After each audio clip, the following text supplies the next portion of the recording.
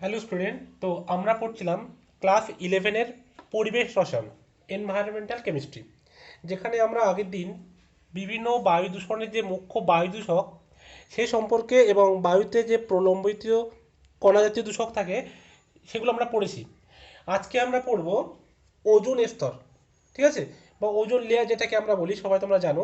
সেই ওজোন স্তরের উৎপত্তি কীভাবে হয় বা পরিবেশে তার কী ভূমিকা আছে, বা ওজোন গহ্বর বা ওজোন হোল যেটাকে আমরা বলি সেটা কিভাবে সৃষ্টি হয়, এবং ওজোন গহ্বর সৃষ্টির ফলে পরিবেশে তার কি এফেক্ট পড়ছে, সেই সমস্ত সম্পর্কে আজকে আমরা আলোচনা করব। ঠিক আছে, তো সবাই আজকে হেডিং দাও হবার প্রথমে ওজোন স্তর।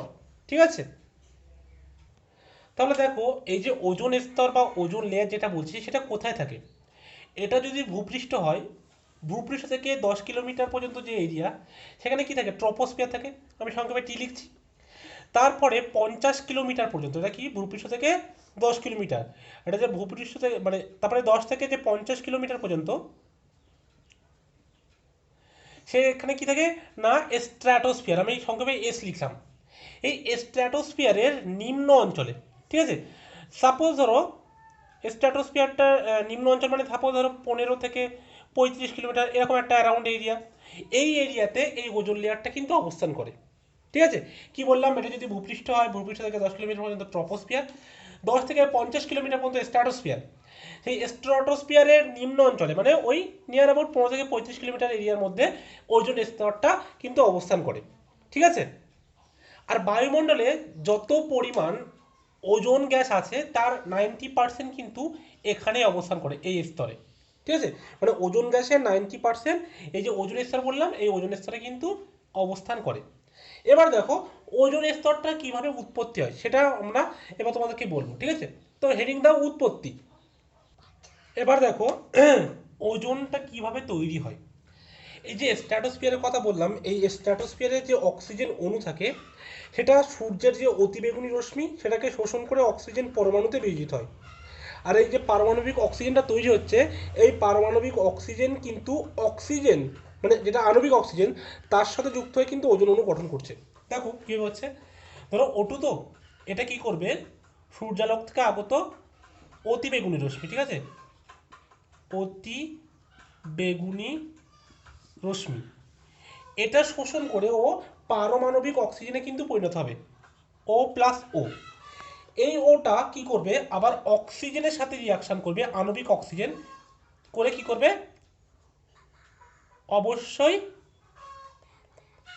এবং এই পারমাণবিক অক্সিজেন আণবিক অক্সিজেনের সাথে বিক্রিয়া করবে কার উপস্থিতিতে, এটাও কিন্তু অতি বেগুনি রশ্মির উপস্থিতিতে। ঠিক আছে, তো দেখো এই অতি বেগুনিটাকে আমি ইউভি লিখি। ঠিক আছে, অতি বেগুনি আছে, অতি বেগুনি এখানে বাংলাতে লিখে দিই অতি বেগুনি রশ্মি। মোটামুটি এটা সূর্যালোকের উপস্থিতিতে কি করবে, এটা কিন্তু ওজোন তৈরি করবে। এই ওজোনটা আবার কি করবে, এই অতি বেগুনি রশ্মি করে এটা আবার ভেঙে যাবে, গিয়ে এই পারমাণবিক অক্সিজেন কিন্তু তৈরি করবে। সেই জন্য এটা একটা রিভার্সিবল প্রসেস। ঠিক আছে, কি বললাম, এটা রিভার্সিবল প্রসেস, মানে একধারে ওজোন তো ফর্মেশন হচ্ছে, অন্য ধারে আবার ওই ওজোন যে অতিটা তৈরি হলো সেটা আবার অতিবেগুনি রশ্মি শোষণ করে আবার পারমাণবিক অক্সিজেন কিন্তু মানে আণবিক অক্সিজেন কিন্তু তৈরি করবে। বোঝা গেল। এবারে একটা জিনিস দেখো, এই যে স্ট্র্যাটোস্ফিয়ারে এগুলো কোথায় হচ্ছে, সব স্ট্র্যাটোস্ফিয়ারে, এবং এই স্ট্র্যাটোস্ফিয়ারে অক্সিজেনের তুলনায় কিন্তু ওজোন গ্যাসের বেশি দরকার। কারণ কি, এই স্ট্র্যাটোস্ফিয়ারে যে সূর্য থেকে আগত বিভিন্ন রশ্মি আসছে, সেই রশ্মি মানে যেগুলো ক্ষতিকর সেগুলো কি হয় এখানে ফিল্টার হয়ে নিচে আসে, এবং যেখানে ফিল্টার হিসেবে কাজ করে কি এই ওজোন। ঠিক আছে, সেই জন্য এখানে আমাদের অক্সিজেনের তুলনায় ওজোনটা খুব বেশি দরকার এই স্ট্র্যাটোস্ফিয়ারে। কিন্তু অক্সিজেন কোথায় দরকার, সেটা ট্রোপোস্ফিয়ার মানে ভূপৃষ্ঠ থেকে 10 কিলোমিটার জায়গায়, সেখানে অক্সিজেনটা বেশি দরকার। কিন্তু এখানেও অক্সিজেন দরকার কিন্তু সেটা কম দরকার, এখানে ওজোন গ্যাসের বেশি দরকার। কারণ সূর্য থেকে যে সমস্ত ক্ষতিকারক রশ্মি আসে পৃথিবীতে, সেগুলো আমাদের ত্বকের ক্ষতি করে বা আমাদের চোখের ক্ষতি করে, সেগুলোকে ফিল্টার করা কাজ করে এই ওজোন। সেই জন্য স্ট্র্যাটোস্ফিয়ারে ওজোন গ্যাসের দরকার বেশি দেন অক্সিজেন। ঠিক আছে, তাহলে বোঝা গেল যে কিভাবে ওজোন তৈরি হয় এবং ওজোনটা কীভাবে ভাঙে। তো এইভাবে চক্রাকারে কিন্তু ওজোনের যে উৎপত্তি এবং ওজনের যে বিয়োজন, এটা চক্রাকারে চলতে থাকে, এবং স্ট্র্যাটোস্ফিয়ারে ওজনের পরিমাণটা একটা নির্দিষ্ট থাকে বা সাম্যাবস্থায় বজায় থাকে। এবার যদি এই ওজোন স্তরটা না থাকতো তাহলে কি হতো, সমস্ত যে ক্ষতিকারক অতিবেগুনি রশ্মি সেগুলো ভূপৃষ্ঠে আসতো, ফলে কি হতো মানুষের তো মানে রোগ সৃষ্টি হতোই, তার সাথে কি হতো ভূপৃষ্ঠের যে সংলগ্ন বায়ু তার কিন্তু উষ্ণতা অনেক বেশি হয়ে যেত, তার ফলে কি হতো না জীবকুলের অস্তিত্ব প্রায় কিন্তু বিপন্ন হয়ে পড়তো। মানে যে সমস্ত জীবেরা ভূপৃষ্ঠে আছে তাদের কি হতো, তারা যারা এত উষ্ণতা সহ্য করতে পারে না তাদের কিন্তু মানে জীবনটাই কিন্তু একেবারে ক্ষতির মুখে বা ধ্বংস হয়ে যাওয়ার মুখে পড়তো, ঠিক আছে। সেই জন্য ওজোন গ্যাসটা এখানে আমাদের কি কাজ করে না একটা ছাঁকনির কাজ করে, ঠিক আছে। এবার দেখো এই যে আমি বললাম সাপোজ ধরো স্ট্র্যাটোস্ফিয়ারের এখানে ওজোন স্তরটা আছে, এই লেয়ারটা সাপোজ ধরো এটা ওজোন লেয়ার। এবার কি হচ্ছে দেখো এই লেয়ারটা কোনো কারণে ফরমেশনের থেকে ওজনের বিয়োজনটা বেশি হচ্ছে, মানে এই যে লেফটের দিকে রিয়াকশানটা বেশি হচ্ছে, ওজনটা ভেঙে আণবিক অক্সিজেন তৈরি বেশি হচ্ছে, ঠিক আছে। যদি এটা বেশি হয় তাহলে কী হবে, এই যে ওজনের লেয়ারটা কী হবে ধীরে ধীরে পাতলা হয়ে যাবে, ঠিক আছে। যে ওজনের স্তরটা পুরু ছিল সেটা পাতলা হয়ে যাবে, এই পাতলা হয়ে যাওয়ার ঘটনাকেই কিন্তু বলা হয় ওজোন গহ্বর বা ওজোন হোল যেটাকে আমরা বলি, বোঝা গেল। কিন্তু এই ওজোন গহ্বর সৃষ্টির কারণ কি, সেই কারণটা এবার আমরা পড়বো, ঠিক আছে। তো সবাই মানে হেডিং দাও যে ওজোন গহ্বর সৃষ্টির কারণ, সবাই হেডিং দিয়েছো ওজোন গহ্বর সৃষ্টির কারণ। দেখো ওজোন গহ্বর সৃষ্টির মেইনলি দুটো কারণ। এক নম্বর কারণ হলো সিএফসি, ক্লোরোফ্লোরোকার্বন বা যেটাকে আমরা ফ্রেয়ন বলি, ঠিক আছে।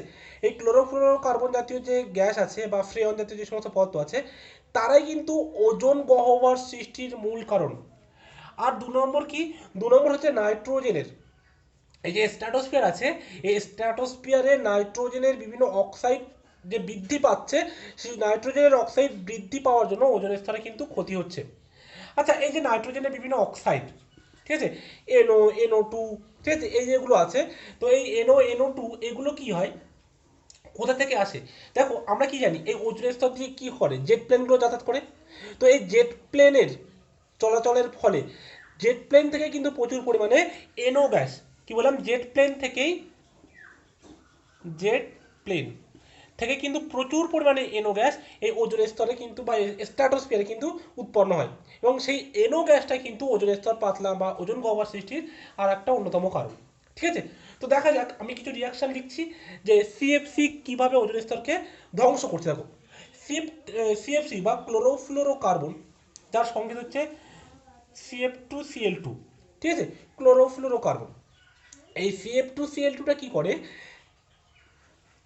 CF2Cl2টা গ্যাস আলট্রাভায়োলেট রশ্মির উপস্থিতিতে, ঠিক আছে, বা সূর্যালোকের প্রেজেন্সে ক্লোরিন মূলক আর CF2Cl এই মুক্ত মূলকটা কিন্তু তৈরি করে, ঠিক আছে, CF2Cl। এবার এই ক্লোরিন মূলকটা হাইলি অ্যাক্টিভ, ঠিক আছে, মানে সক্রিয়। এই সক্রিয় ক্লোরিন মূলকটা কি করে, এ আবার ওজনের সাথে বিক্রিয়া করে, ঠিক আছে। এটাও কি ক্লোরিন গ্যাস আর ওজোন গ্যাস এটা পরস্পরের সাথে বিক্রিয়া করে কি তৈরি করে, ClO মুক্তমূলক আর আণবিক অক্সিজেন। এবার আমি কি বলেছিলাম, আমি বলেছিলাম দেখো মনে করে যে আমাদের কিন্তু স্ট্র্যাটোস্ফিয়ারে এই আণবিক অক্সিজেনের তুলনায় ওজোন গ্যাসের পরিমাণ বেশি থাকা প্রয়োজন, কারণ এই স্ট্র্যাটোস্ফিয়ারে ওজোন গ্যাসটা কিন্তু একটা আমাদের ফিল্টার হিসেবে কাজ করছে। এবার সেই ওজোন গ্যাসটা ভেঙে যেহেতু স্ট্র্যাটোস্ফিয়ারে অক্সিজেন তৈরি হচ্ছে তার ফলে কি হচ্ছে ওজোন স্তরে ক্ষয় হচ্ছে এবং ওজোন গহ্বর তৈরি করছে, বুঝা গেল। তাহলে এই যে ক্লোরিন যে সক্রিয় ক্লোরিন যে মুক্তমূলকটা তৈরি হচ্ছে এই মুক্তমূলকটা কিন্তু এই চক্রাকারে হচ্ছে এবং ওজোন স্তরকে পাতলা করছে। এই একটা সক্রিয় ক্লোরিন পরমাণু লক্ষাধিক ওজোন অণুর বিয়োজন কিন্তু সংঘটিত করতে পারে। একটা ক্লোরিনের যে মুক্তমূলক সক্রিয় এটা কিন্তু লক্ষাধিক ওজোন গ্যাসের বিয়োজন ঘটাতে পারে, ঠিক আছে।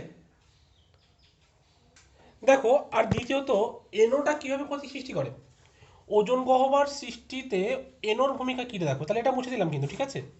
দেখো এই যে জেট প্লেন থেকে যে সমস্ত নাইট্রোজেনের অক্সাইড উৎপন্ন হচ্ছে সেই যে তার মধ্যে যে এনোটা আছে, ঠিক আছে, সেই এনোটা কি করে ওজনের সাথে রিয়াকশন করে, ওজনের সাথে রিয়াকশন করে কি তৈরি করে NO2 আর O2, তাই তো। এই NO2টা আবার কি করে পারমাণবিক অক্সিজেনের সাথে রিয়াকশন করে কিন্তু আবার NO আর O2 উৎপন্ন করে, ঠিক আছে, NO আর O2। এবার আমি তোমাদের আগেই বলেছিলাম যে স্ট্র্যাটোস্ফিয়ারে O2 থেকে O3 প্রয়োজন বেশি, কিন্তু এখানেও দেখো সেই নাইট্রোজেনের যে অক্সিজেন উৎপন্ন হচ্ছে সেখান থেকে কিন্তু এনও তৈরি হচ্ছে, সেই এনোটা ওজনকে ভাঙছে, ভেঙে NO2 আর O2 আণবিক অক্সিজেন তৈরি করছে।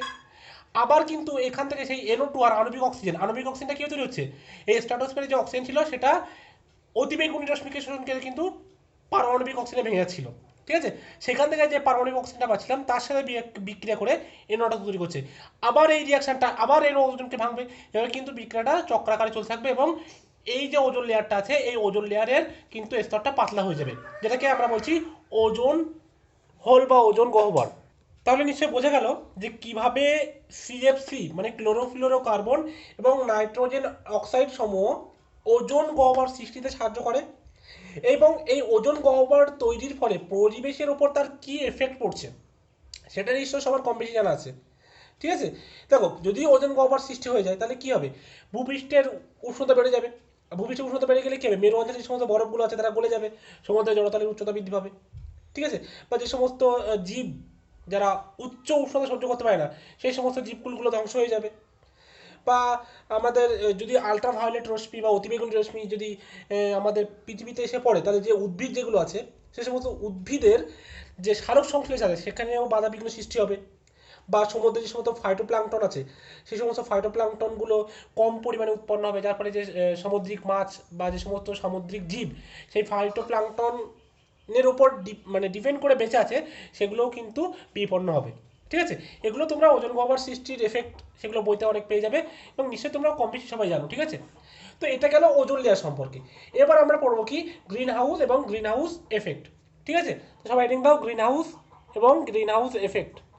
তো সবাই হেডিং দিয়েছো গ্রিন হাউস এবং গ্রিন হাউস প্রভাব। দেখো, এই যে গ্রিন হাউস বা গ্রিন হাউস প্রভাব এটা তোমরা ক্লাস 8-9 থেকেই মানে পড়ে আসছো, ঠিক আছে।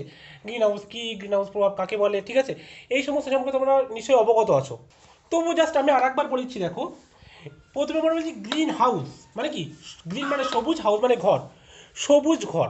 এই সবুজ ঘরটা কি অ্যাকচুয়ালি, দেখো কি করা হয়, এই সবুজ ঘর মানে ধরো গ্রীষ্ম প্রধান দেশে কোনো উদ্ভিদ আছে সেটা আমরা শীত প্রধান দেশে তৈরি করব বা সেটাকে প্রতিপালন করব, তখন কি হবে, সেই তার জন্য আমরা একটা কাচের ঘর করব, কাচের ঘর করে সেখানে সেই উদ্ভিদটা রাখবো।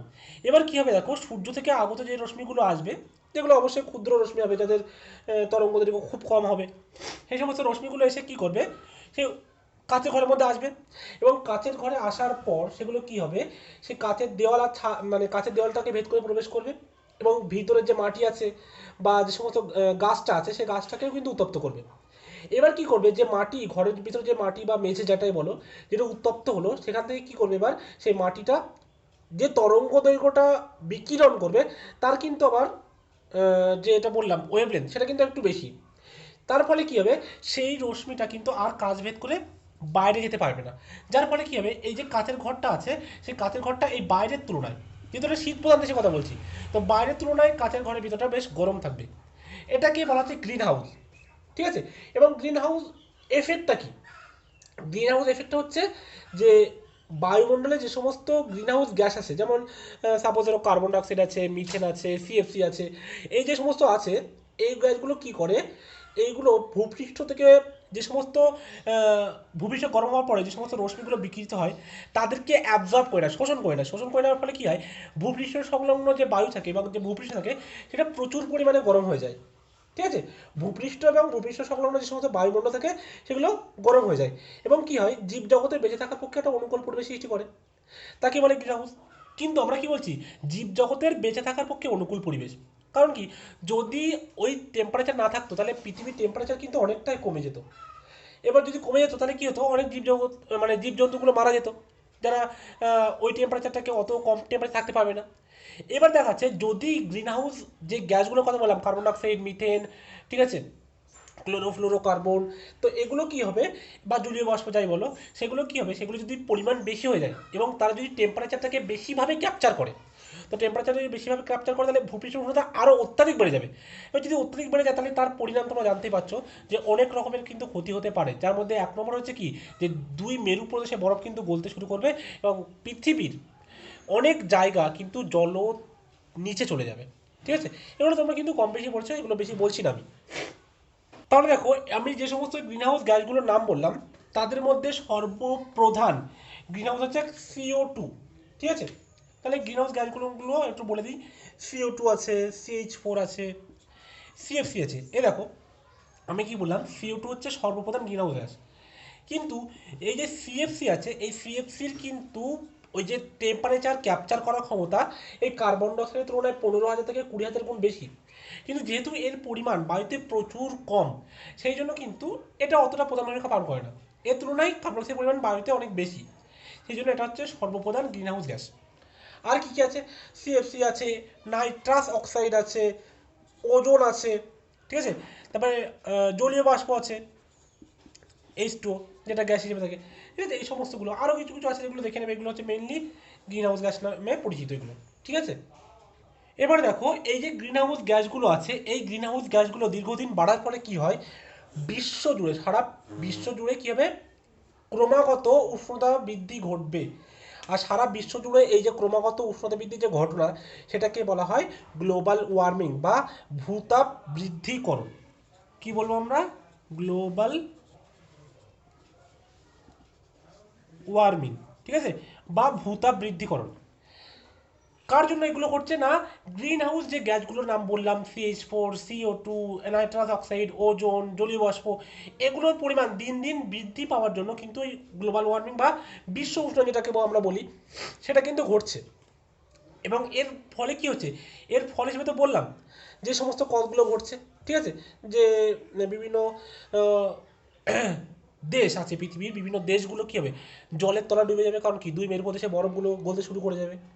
বা বিভিন্ন রোগ জীবাণু যেগুলো কিনা তাপমাত্রা বৃদ্ধিতে তাদের বংশবিস্তার বেশি বেশি ঘটে, সেই সমস্ত রোগ জীবাণুর উৎপাদন বেশি হবে, ফলে বিভিন্ন রোগ সৃষ্টি বেশি হবে, ঠিক আছে। আরও বিভিন্ন কারণ আছে, মানে বিভিন্ন এফেক্ট আছে গ্লোবাল ওয়ার্মিং ফলে, তোমরা সেগুলো বইতে দেখে নেবে বা তোমরা জানো সব কিছু, ঠিক আছে। এই জন্য এটা নিয়ে আর বেশি বলছি না। আর এগুলো নিয়ন্ত্রণ করা হবে কীভাবে, দেখো এগুলো আমরা যে সমস্ত জীবাশ্ম জ্বালানি থেকে এই যে গ্রিন হাউস গ্যাসগুলো উৎপন্ন হচ্ছে যত সম্ভব সেগুলো কমাতে হবে, ঠিক আছে। বিভিন্ন অপরজিত শক্তি, যেমন আমরা যে বায়ু শক্তি বা সৌরশক্তির কথা বলি, ঠিক আছে, সেইগুলোর ব্যবহার বাড়াতে হবে। তারপরে যে আমরা বিভিন্ন এসি, ফ্রিজ, ঠিক আছে, যে রেফ্রিজারেটর এগুলো ইউজ করছি সেইগুলোর ইউজ একটু কমাতে হবে, কারণ কি সেই এসি রেফ্রিজারেটর থেকে যে হিমায়ক রূপে আমরা ক্লোরোফ্লুরো কার্বন নির্গত হচ্ছে, সেই ক্লোরোফ্লুরো কার্বনটাই তো বেশি বেশি করে আমাদের পরিবেশকে মানে গরম করছে আর কি, ঠিক আছে। তো তাদের যত সম্ভব ব্যবহার কমাতে হবে, বোঝা গেল। তাহলে এইভাবে কিন্তু আমরা গ্লোবাল ওয়ার্মিংটাকে নিয়ন্ত্রণ করতে পারি। এবার আমরা পড়ব ধোঁয়াশা কি। দেখো ধোঁয়াশার মধ্যে যেন লেখা আছে ধোঁয়া আর কুয়াশা, সেটা মিলে ধোঁয়াশা, ঠিক আছে। দেখো ধোঁয়াশাটা কি কীভাবে তৈরি হয়, ধোঁয়া মানে বায়ুতে যে ধোঁয়া থাকে সেই ধোঁয়া, আর কুয়াশা অ্যাকচুয়ালি কি হয়, স্মোক আর ফগ, এই দুটো মিলে তৈরি হয় ধোঁয়াশা, যেটাকে আমরা কি বলি, স্মোক বলি, SMOG, smoke, smoke plus fog smoke, ঠিক আছে। দেখো অ্যাকচুয়ালি এই স্মোক বলো বা ডাস্ট বলো বা ফিউমস বলো, যে সমস্ত যা বলো মানে ধোঁয়া বলো বা ধুলো কণা, যেগুলো কী কী বললাম, এই যে ধোঁয়ার কথা বললাম, ঠিক আছে, বা ডাস্ট বা ধূলিকণা, এগুলো কি, এগুলো সব কিন্তু পার্টিকুলেট পলুট্যান্ট, ঠিক আছে। আগের দিন বলেছিলাম না যে প্রলম্বিত কণা, তার কিন্তু উদাহরণ এই পার্টিকুলেট পলুট্যান্ট বা প্রলম্বিত যে দূষক, এগুলো কাকে বলে, এই ধোঁয়া বা এই যে ধূলিকণা বা যে সমস্ত আর্দ্র বায়ু যাতে কিনা জলীয় বাষ্প আছে, সেই সমস্ত বায়ুগুলোকে বলা হয় পার্টিকুলেট পলুট্যান্ট বা প্রলম্বিত দূষক।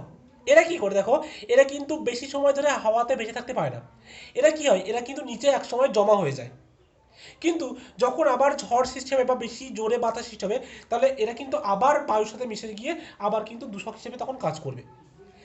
এই ধোঁয়া আর কুয়াশা মিশেই কিন্তু স্মোক তৈরি হচ্ছে, যেটাও কিন্তু আমাদের পরিবেশের উপর নানান রকমভাবে কুপ্রভাব কিন্তু তা ফেলছে, বোঝা গেল। আর এই যে ধোঁয়াশার কথা বলছি, এই ধোঁয়াশাটা সর্বপ্রথম দেখা গিয়েছিল লন্ডনে, ঠিক আছে, এবং এটা দেখা গিয়েছিল 1952 খ্রিস্টাব্দে, যার ফলে কিন্তু লন্ডনে প্রায় 4,000 মানুষ মারাও গিয়েছিল। সেই জন্য এই ধোঁয়াশার নাম কিন্তু লন্ডন ধোঁয়াশা অনেক সময় বলা হয়, তোমরা পড়ে থাকবে নিশ্চয়ই। এবং এই ধোঁয়াশায় সালফার ডাইঅক্সাইড থাকে, নাইট্রোজেন ডাইঅক্সাইড থাকে, এনও থাকে, কার্বনের অক্সাইড থাকে বা কার্বনের বিভিন্ন ক্ষতিকারী কণা উপস্থিত থাকে। এবং এই সমস্ত যে সালফার ডাইঅক্সাইড বা NO2 বা NOCO এদের কথা বললাম, এরা কিন্তু বিজারক ধর্ম প্রদর্শন করে, তাই এদেরকে কিন্তু বিজারক ধোঁয়াশাও বলা হয়। ঠিক আছে, প্রথমে কি বললাম, লন্ডন ধোঁয়াশা। কেন? কারণ এই যে ধোঁয়াশা প্রথম দেখা গিয়েছিল লন্ডনে 1952 খ্রিস্টাব্দে, তারপরে 4,000 মানুষ মারা গেছিলো, তাই এই জন্য এর নাম হচ্ছে লন্ডন ধোঁয়াশা। এবার দেখো লন্ডন ধোঁয়াশা কি কি বলেছি, SO2, NO2, NOCO, এই যে উপাদানগুলো থাকে এগুলো কি করে, এগুলো বিজারণ ধর্ম প্রদর্শন করে, তাই জন্য এই ধোঁয়াশাকে আবার বলা হয় বিজারক ধোঁয়াশা। বোঝা গেল? এবার দেখো অ্যাকচুয়ালি মেইনলি এগুলো কোথা থেকে উৎপন্ন, এগুলো কলকারখানা থেকে উৎপন্ন হয়, তাই তো। তো দেখবে এই যে ধোঁয়াশাটা মেইনলি সৃষ্টি হয় বিভিন্ন শহর অঞ্চলে, যেখানে বিভিন্ন কলকারখানাগুলো আছে, সেই কলকারখানা থেকে কিন্তু এইগুলো নির্গত হয়। এবার দেখো এগুলো কখন সৃষ্টি হয়, শীতকালে নিশ্চয়ই বুঝতে পারছো, কারণ কুয়াশাটা কখন তৈরি হয়, কুয়াশাটা নিশ্চয়ই শীতকালে তৈরি হয়। দেখবে হয় খুব সকালে ভোরের টাইমে বা সন্ধ্যার টাইমে অত্যাধিক ঠান্ডার কারণে ভূপৃষ্ঠ সংলগ্ন বায়ু কি হবে, হঠাৎ ঠান্ডা হয়ে যাবে এবং সেটা ভারী হয়ে কিন্তু নিচে পড়ে থাকবে, সেটা কিন্তু আর উপরে উঠতে পারবে না। এবং যখন ওইটা ঠান্ডা হয়ে নিচে পড়ে থাকবে, সেই সঙ্গে কি করে বাতাসের সাথে যে কলকারখানা বা যেখানে বেশিরভাগ যানবাহন চলাচল করে সেখান থেকে যে দূষিত এই সমস্ত গ্যাসীয় পদার্থ নির্গত হয় সেগুলোর সাথে মিশে যাবে এবং মিশে গিয়েই কিন্তু এই ধোঁয়াশার সৃষ্টি করবে। এবং ধোঁয়াশার পরে তোমরা বুঝতে পারছো মেইনলি যে মানে রোগ হিসেবে সেটা হচ্ছে শ্বাসকষ্ট, ঠিক আছে, বা হাঁচি কাশি, এগুলো নর্মাল এফেক্ট কিন্তু পরিবেশের উপর কিন্তু এটা পড়বে। ঠিক আছে, আর এক রকম ধোঁয়াশা আছে, সেটাকে বলা হয় আলোক রাসায়নিক ধোঁয়াশা। ঠিক আছে, সবাই একটু হেডিং দাও, আলোক রাসায়নিক ধোঁয়াশা। দেখো এখানে আলোক রাসায়নিক ধোঁয়াশা সর্বপ্রথম আমরা জানবো যে এই ধোঁয়াশার নাম আলোক রাসায়নিক ধোঁয়াশা হলো কেন।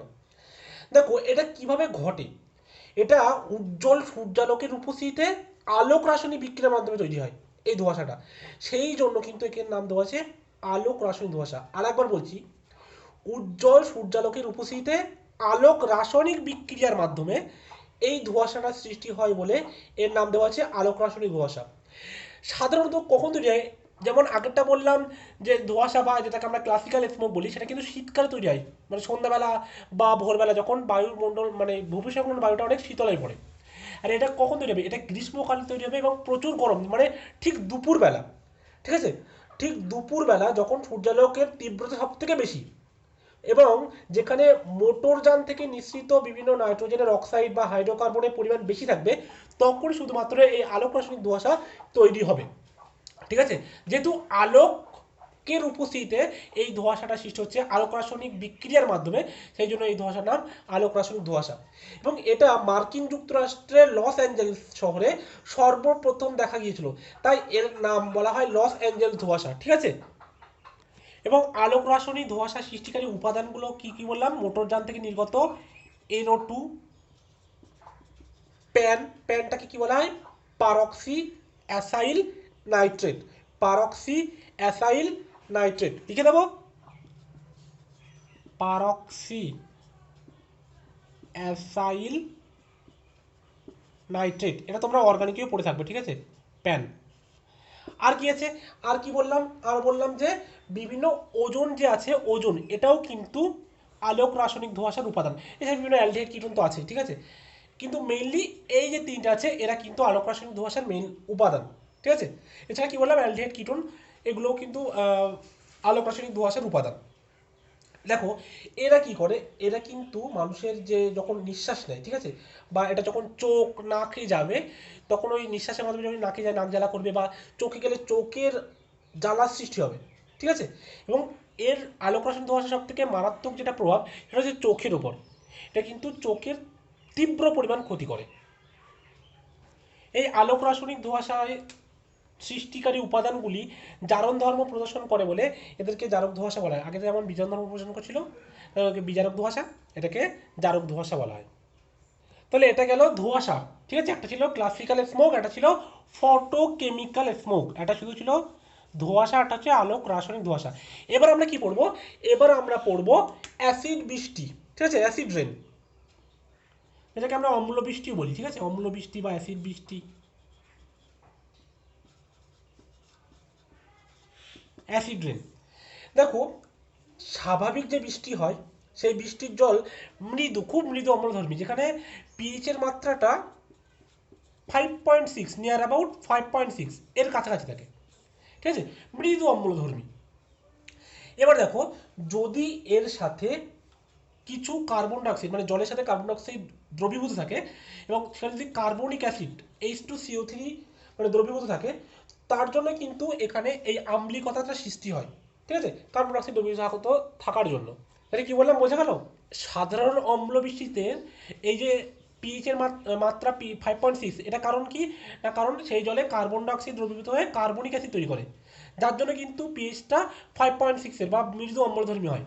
কিন্তু যদি ওই বৃষ্টির জলে অধিক পরিমাণ অ্যাসিড দ্রবীভূত থাকে, যেমন ধরো H2SO4 এর কথা বলি, HNO3 বা HCl এর কথা বলি, ঠিক আছে, nitric acid, sulphuric acid, hydrochloric acid, ঠিক আছে, তাহলে যে অ্যাসিড বৃষ্টি হবে, মানে যে বৃষ্টিটা হবে সেটাকে আমরা বলবো অ্যাসিড বৃষ্টি।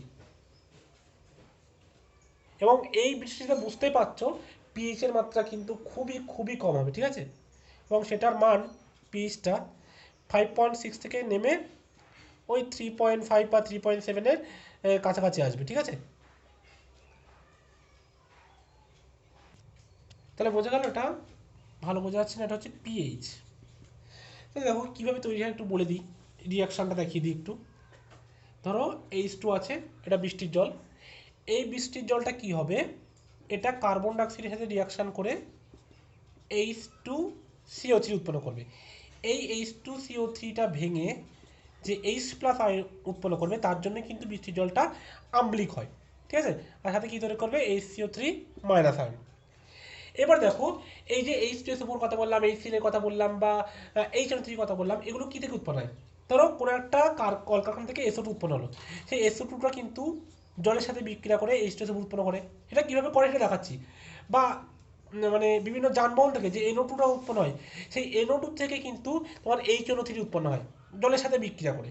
বা যে HCl এর যে ফ্যাক্টরি আছে, যেখানে HCl গ্যাস তৈরি করা হয়, সেই HCl যে বাষ্পটা বার হয় ফ্যাক্টরি থেকে, সেটাও কিন্তু বিষয়ের সাথে মিশে কিন্তু আম্লিকতা পরিমাণ কিন্তু বাড়িয়ে দেয়, এবং এর ফলে কিন্তু অ্যাসিড বৃষ্টি মানে সৃষ্টি হয়। দেখো কীভাবে তৈরি হয় এবার দেখাচ্ছি। দেখো, সাপোজ ধরো কলকারখানা থেকে SO2 নির্গত হলো, ঠিক আছে, SO2 গ্যাসটা, সেই SO2 গ্যাস বায়ুর অক্সিজেন এবং বৃষ্টির জলের সাথে মিশে কী তৈরি করবে, H2SO4, ঠিক আছে। সেই H2SO4 যখন জল বৃষ্টির উপরে পড়বে, তাহলে তার নিশ্চয়ই বুঝতে হচ্ছে তার আম্লিকতা কতটা বেশি। আবার এই NO2টা কী করবে, দেখো, NO2টা অক্সিজেন গ্যাসের সাথে বিক্রিয়া করবে এবং জলের সাথে করে কি করবে, HNO3 উৎপন্ন করবে। HClটা কি, HClটা ডাইরেক্ট HCl যে ফ্যাক্টরি আছে, সেই HCl এর ফ্যাক্টরি থেকে ডাইরেক্ট HCl বাষ্প নির্গত হবে এবং জলের সাথে মিশে জলটাকে আম্লিক করবে, ঠিক আছে। এবং এদের মধ্যে অ্যাসিড বৃষ্টির সৃষ্টিতে মেইনলি এফেক্ট পড়ে H2SO4 এর, ঠিক আছে। এবং এই অ্যাসিড বৃষ্টির কারণেই কিন্তু বিভিন্ন মাটির উর্বরা শক্তি বা বিভিন্ন জলজ জীব, ঠিক আছে, বা বিভিন্ন যে স্থাপত্য আছে, যেমন ধরো তাজমহল, ঠিক আছে, এদের কি হয়, এদের কিন্তু প্রচুর ক্ষতি হয়। এবং তাজমহলে যে মার্বেল পাথর থাকে ক্যালসিয়াম কার্বনেট, সেটা কি হয়, এই H2SO4 সাথে বিক্রিয়া করে ক্যালসিয়াম সালফেট উৎপন্ন করে, যার ফলে মার্বেল পাথরের যে উজ্জ্বলতা ওটা কিন্তু প্রচুর পরিমাণে কমে যায়, এবং এই ঘটনাকে কিন্তু বলা হয় স্টোন ক্যান্সার। কি বললাম না, এই অম্ল বৃষ্টির কারণে মার্বেল পাথর বা মার্বেল পাথর তৈরি বিভিন্ন স্মৃতিসৌধ যেগুলো আছে, সেগুলো ক্ষতি সৃষ্টি হয়, বা বলতে পারো তার ঔজ্জ্বল্যতা কমে যায়, একেই কিন্তু বলা হয় স্টোন ক্যান্সার। তাহলে এই অম্ল বৃষ্টির নিয়ন্ত্রণের উপায় কি? অম্ল বৃষ্টি মানে যদি আমাদেরকে নিয়ন্ত্রণ করতে হয়, তাহলে যে কলকারখানা থেকে SO2 নির্গত হচ্ছে, দেখতে হবে যে কোনো রকমভাবে কমানো যায় কি না, ঠিক আছে। সালফারযুক্ত জ্বালানির ব্যবহার যদি কমানো যায়, তাহলে সালফার ডাইঅক্সাইড উৎপন্ন হবে না, ঠিক আছে। বা যদি আমরা এমন কোনো উপায় বার করতে পারি যার থেকে SO2টা শোষণ হয়ে যাবে, যেটা বাতাসে পরিবেশের সাথে অক্সিজেনের সাথে রিয়াকশন করতে পারবে না, বা NO2টা অক্সিজেনের সাথে রিয়াকশন করতে পারবে না, ঠিক আছে, এমন যদি কোনো উপায় আমরা বার করতে পারি, তাহলে কিন্তু আমাদের অ্যাসিড বৃষ্টি নিয়ন্ত্রণ করতে পারবো, ঠিক আছে। আরও বিভিন্ন অম্ল বৃষ্টির যে বিভিন্ন এফেক্ট আছে, সেগুলো তোমরা বই থেকে দেখে নেবে। এগুলো তোমাদের আগে ছিল বলে অত ডিটেলস বললাম না। আজকে এই পর্যন্ত থাকছে। আমাদের নেক্সট টপিক হচ্ছে জল দূষণ আছে, ঠিক আছে, তারপরে গ্রিন কেমিস্ট্রি আছে, মাটি দূষণ আছে, এই তিনটে টপিক আছে। আশা করি আর একটা ক্লাস লাগবে, আর নাহলে হয়তো দুটো ক্লাসে কিন্তু আমরা এটা কমপ্লিট করে দেবো, ঠিক আছে। তো থ্যাংক ইউ সো মাচ।